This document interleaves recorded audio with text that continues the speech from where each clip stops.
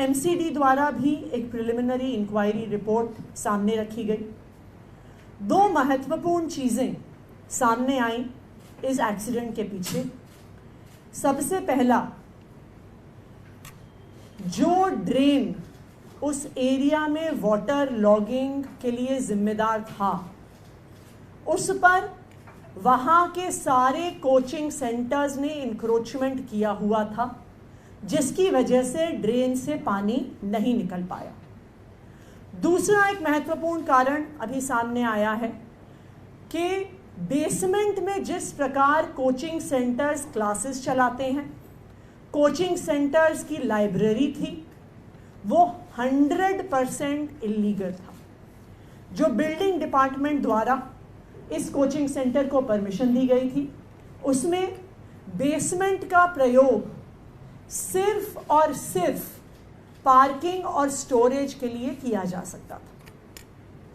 जो बाकी inquiry report है वो अभी 7 दिन में आएगी, लेकिन प्रिलिमिनरी इंक्वायरी रिपोर्ट के आधार पर ही एमसीडी ने तुरंत कार्रवाई शुरू कर दी। सबसे पहले जो जेई जिम्मेदार थे वहाँ पे ड्रेन की मेंटेनेंस के लिए, जिनकी जिम्मेदारी थी ये देखना कि ड्रेन पर इंक्रोचमेंट ना हो, जिसकी जिम्मेदारी थी ये देखना कि किसी भी प्रकार की इलीगल एक्टिविटी वहाँ पर फील्ड पर नहीं चल रही है, उस जेई पर सख्त से सख्त कार्रवाई हुई और उसको एमसीडी से टर्मिनेट कर दिया गया है।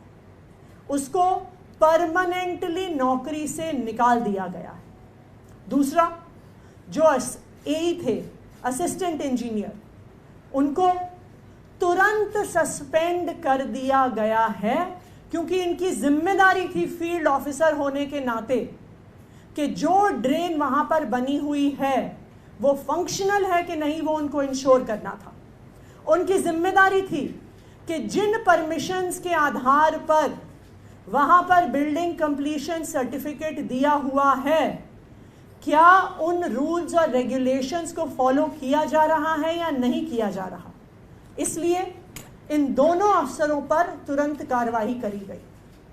मैं आज दिल्ली के लोगों को और देश के लोगों को ये भरोसा दिलाना चाहती हूँ कि जैसे ही पूरी इंक्वायरी रिपोर्ट सामने आएगी और अगर इन अफसरों के अलावा और कोई भी अफसर जिम्मेदार पाया गया जिसकी अपनी ड्यूटी ना करने की वजह से इतनी बड़ी त्रासदी हुई, चाहे वो अफसर एक जूनियर अफसर हो, चाहे वो सीनियर मोस्ट व्यक्ति हो, किसी को भी बख्शा नहीं जाएगा।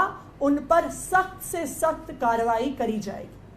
जो मैजिस्ट्रियल इंक्वायरी रिपोर्ट है ये 6 दिन के अंदर आएगी और उसके आधार पर जिन जिन की भी गलती पाई जाएगी उन पर सख्त से सख्त कार्रवाई होगी।